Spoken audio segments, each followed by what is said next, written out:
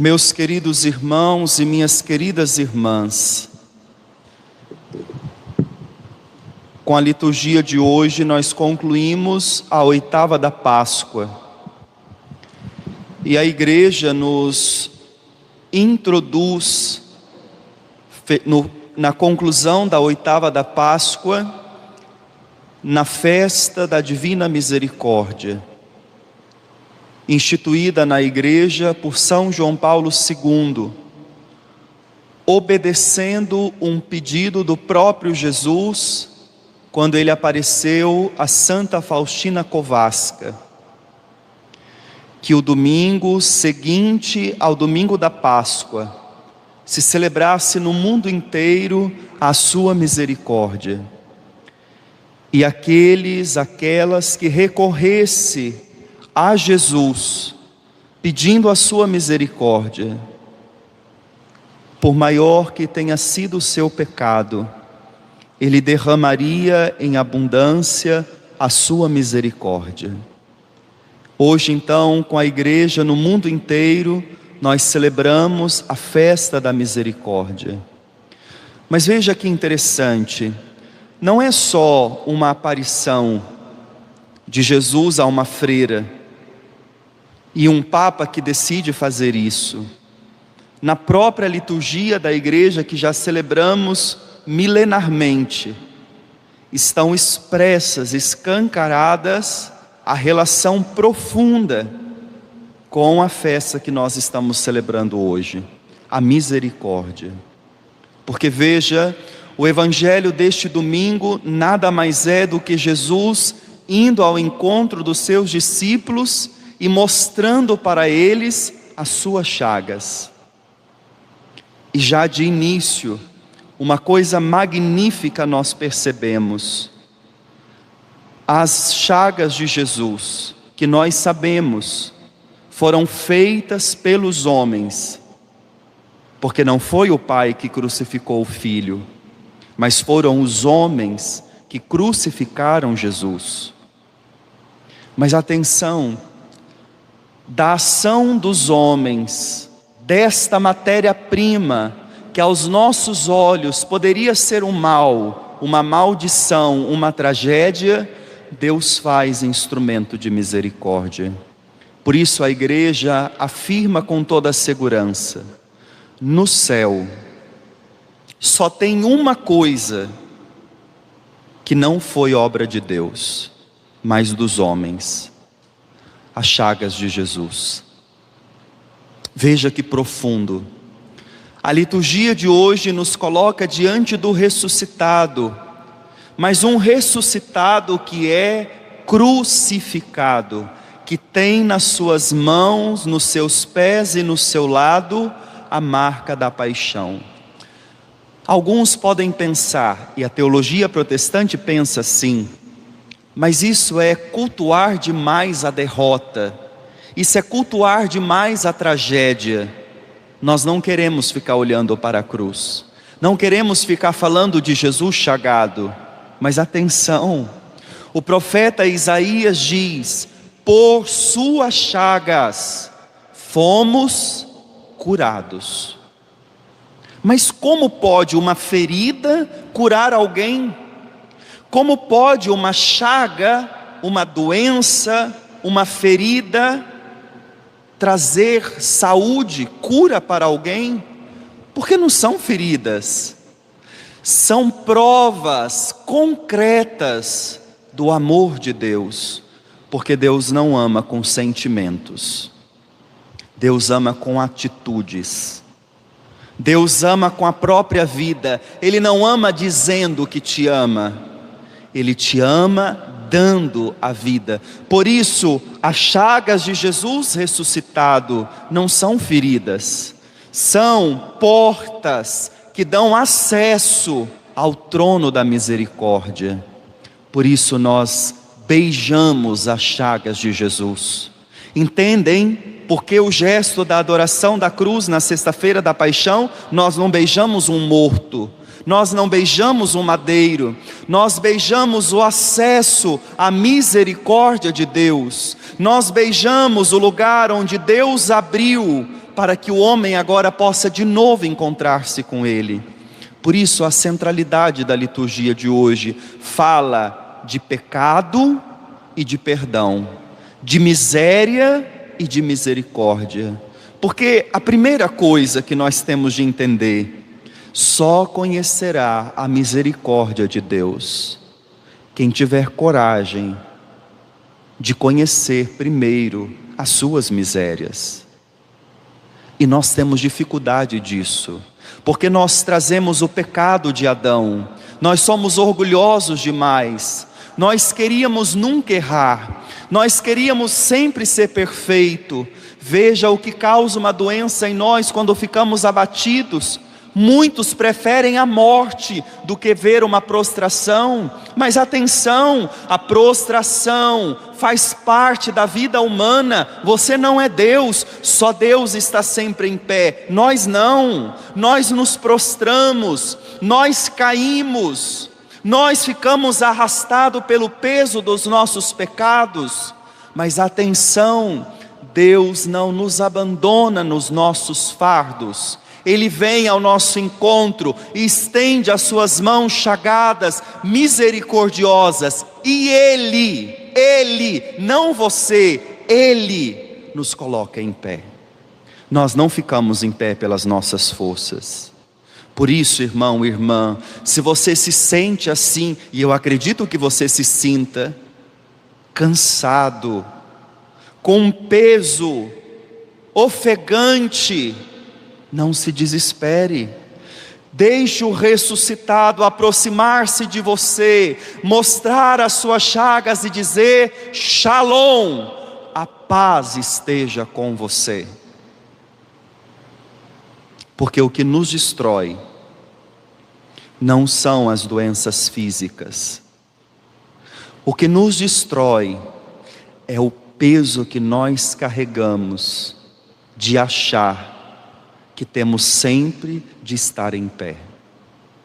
Aceita a tua condição de gente, de ser humano, e deixa o ressuscitado entrar aonde você se fechou.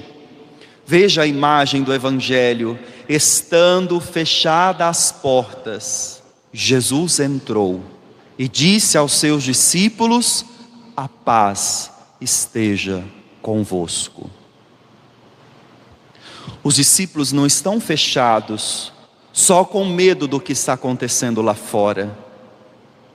Os discípulos estão fechados porque dentro do coração deles existe um remorso muito grande. Eles abandonaram o Mestre, eles traíram o Senhor, eles pecaram. Veja, essa situação é muito parecida com aquela com a qual nós estamos vivendo hoje, trancados, com medo, não do mundo, de uma coisa invisível, que ameaça a vida, porque temos medo da condenação, da morte. Jesus entra onde você está e diz Shalom. Mas atenção, o Shalom, a paz de Deus, não significa ausência de problemas, de dificuldades. Isso não existe, hein?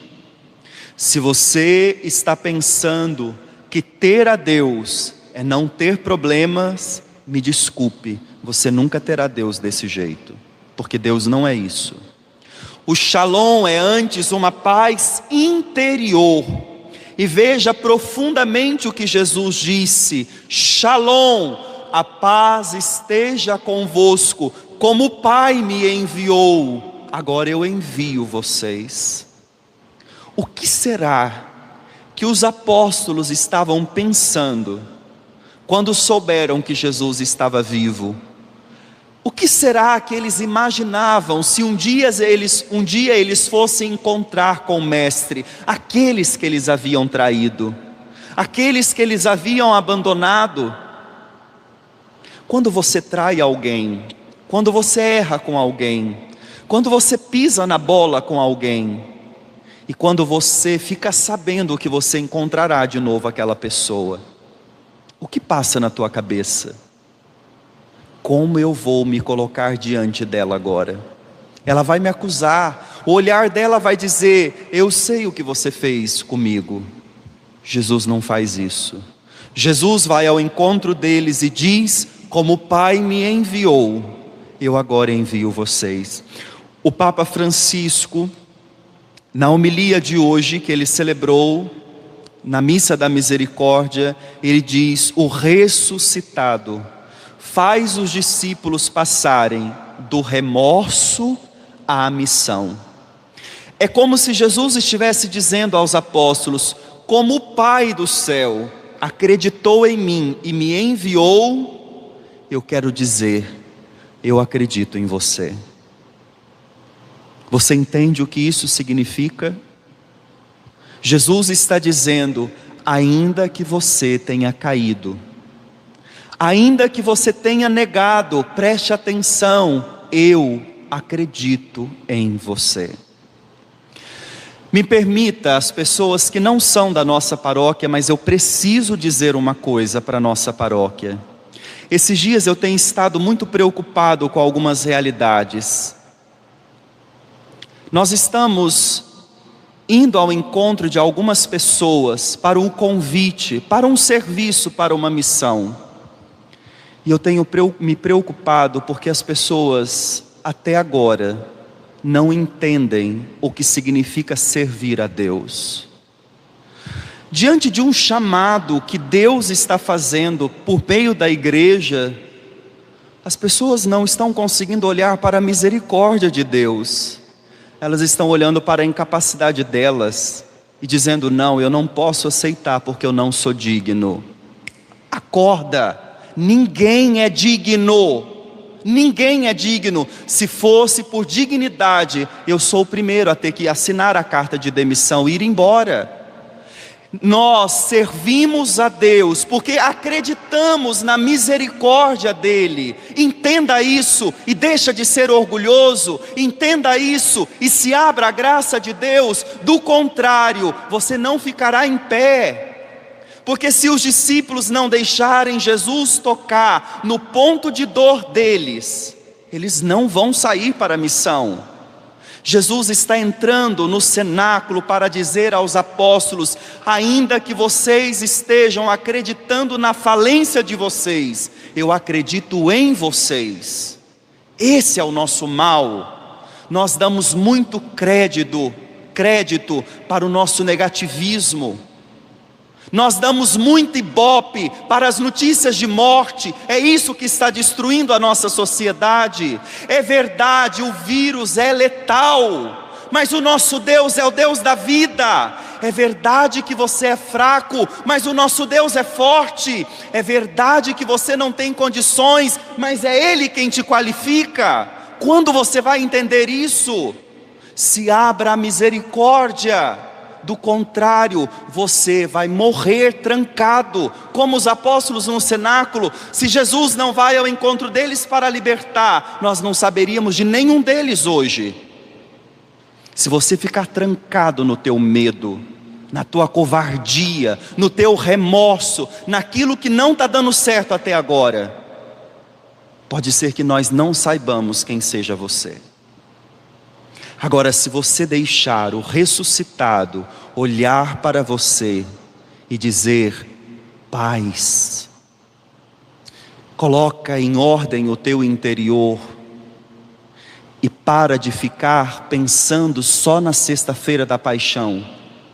Para de ficar reproduzindo a voz daquele galo que ficou cantando na tua cabeça e dizendo: como eu pude fazer isso? Você fez isso porque você é pecador. Aceita isso. E agora, aceitando que você é pecador, corra para aquele que é a fonte da misericórdia, e Ele vai transformar a sua vida. É isso que os apóstolos experimentaram. Eles acolheram o Shalom. Mas atenção, o Evangelho é uma catequese profunda. Tomé, chamado Dídimo, não estava com eles. Era domingo. A comunidade tinha que estar reunida, mas Tomé não estava. A pergunta é: aonde está Tomé? A resposta pode ser as mais diversas. Estava na casa de um amigo desabafando, estava percorrendo as ruas de Jerusalém, tentando achar alguma pista do que estava acontecendo, estava chorando sozinho, curtindo o seu luto, estava talvez saindo pelas ruas, batendo no peito: cadê o meu Senhor? Não sei. Eu sei que ele não estava com a comunidade. E olha que interessante, o evangelho é riquíssimo. São João faz questão de dizer: Tomé, chamado Dídimo.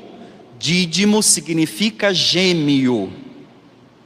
E nós sabemos, uma pessoa que é gêmea, com a outra obviamente, ela tem uma ligação profunda com aquela outra pessoa. Até, eu não entendo bem disso, mas até quem diga de coisas de sexto sentido, uma sente o que a outra sente, porque claro, passaram 9 meses no mesmo útero. Imagina o que é isso, sentindo a mesma coisa que a mãe sentia, é uma ligação profunda.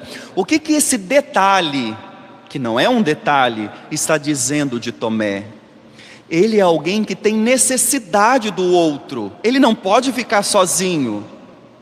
E por que ele está sozinho? Porque o remorso faz isso.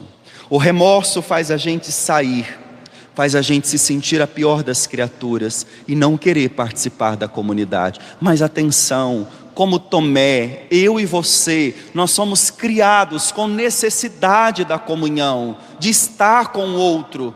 Você sozinho, você não se salva, nós precisamos do outro.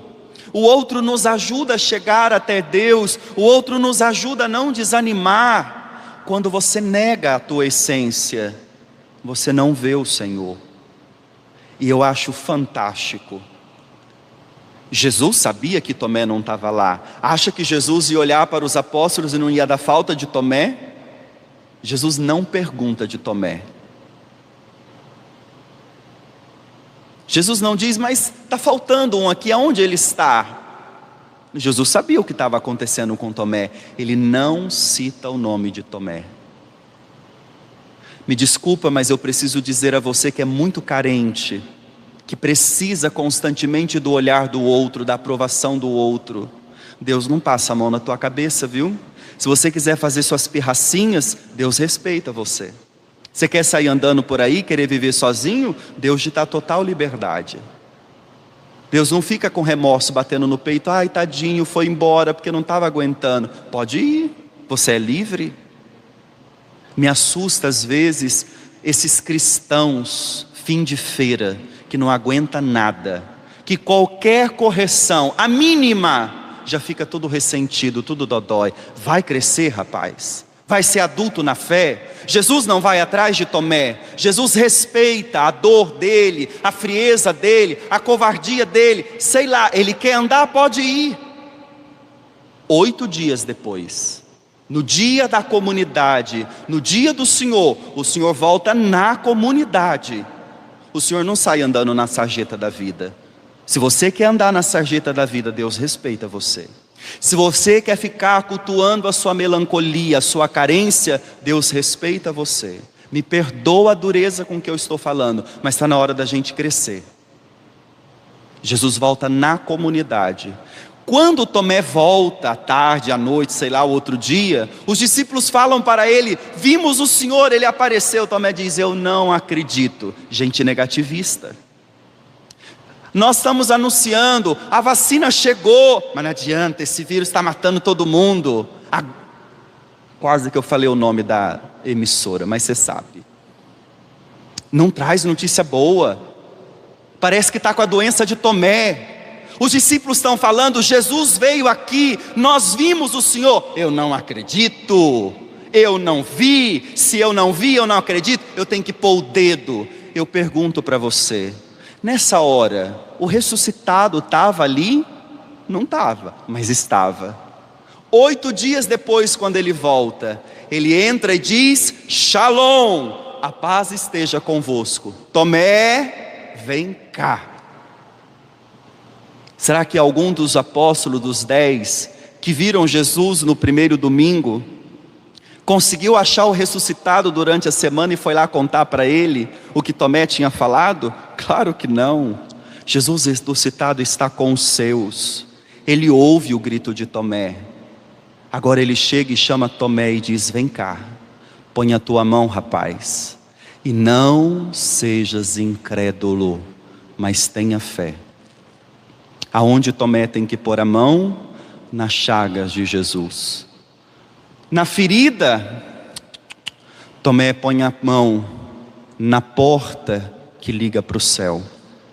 Tomé põe a mão no acesso a Deus. Por isso ele diz: meu Senhor e meu Deus. Jesus ressuscitado entra onde você está e te chama pelo nome e diz: vem cá, põe a tua mão. Porque aqui, aonde era uma ferida, Deus fez fonte de misericórdia. Qual era a ferida de Tomé? O isolamento, o fechamento. Vem que eu te curo, mas você tem que pôr o dedo, você tem que pôr a mão. Tomé, quando põe a mão, faz a mais bela profissão de fé: meu Senhor e meu Deus. Isto é misericórdia. Não condena, não joga o pecado na cara, mas diz: se você quer, vem, eu estou aqui, pronto para você. Meu irmão e minha irmã, deixemos as chagas de Jesus transformar a nossa vida, como transformou Tomé. Saiamos do negativismo, que vê tudo como desgraça, como derrota, e deixemos o encontro com o ressuscitado transformar as misérias em misericórdia. Aonde tinha morte, agora vida. Entremos nessas portas que foram abertas em Jesus, para que nós possamos de novo ver o Pai. Porque o encontro com a misericórdia é a única que nos dá a condição para começar uma vida nova. Os apóstolos já tinham escutado as pregações de Jesus, tinham participado do cenáculo com ele, tinham visto a cruz, mas ainda não tinham sido transformados. Só o perdão, só a misericórdia de Deus é capaz de nos transformar. E como Deus faz isso? Mediante o seu Espírito Santo. Por isso agora, durante esses 50 dias, a igreja tem um grito só: Veni Creator Spiritus, vem Espírito Santo. Porque se o Espírito Santo não for derramado em nós, nós morreremos nos nossos pecados. A misericórdia que Deus entrega é o seu Espírito. E uma pessoa alcançada pelo Espírito de Deus, com a sua misericórdia, ela se torna agora misericordioso. Ele pode agora perdoar. Mas quem não fizer a experiência pessoal com o Divino Espírito Santo, vai continuar vendo só tragédia. Peçamos que o Espírito Santo de Deus venha sobre a face da terra e transforme a nossa mentalidade, o nosso olhar. Insufla sobre os nossos pulmões o hálito da vida e nos deixe ver que, apesar de toda a miséria que estamos assistindo todos os dias, existe um tribunal de misericórdia pronto para ser derramado. E eu concluo a homilia dizendo: ocupa o teu lugar. Não fica fechado em você mesmo. Se abra a misericórdia e entenda que não são as suas qualidades, não é a sua santidade, não é isso que qualifica você para a missão. O que nos qualifica para a missão é a confiança na misericórdia. Deixemos de ouvir as vozes da sexta-feira da paixão, que tenta nos acusar dizendo: olha aí o que você fez. e nos abramos para a voz da ressurreição, do domingo de Páscoa, que diz: paz a você. Eu confio em você do jeito que o Pai confia em mim, por isso pode ir em meu nome. O que nós queremos mais? As pessoas podem nos reprovarem, as pessoas podem nos abandonarem, mas Deus diz: eu confio em você. E é bonito, e com isso eu concluo, no quadro da misericórdia que Jesus manda ser pintado, lá está escrito: Jesus, eu confio em vós. Mas esse não é um grito de boca para fora. Eu consigo proclamar isso, porque eu experimento todos os dias Jesus dizendo: Adeleon, eu confio em você. Isso é muito contraditório, viu? Porque tem muitas situações que nem eu mesmo acredito em mim. E Jesus vem hoje e diz: paz. Como o Pai me enviou, eu confio em você. Vai em meu nome, porque eu estou contigo. Você não está sozinho. O Deus da misericórdia é Ele quem te sustenta. E diz: vai, eu estou com você. Louvado seja nosso Senhor Jesus Cristo. Para sempre seja louvado.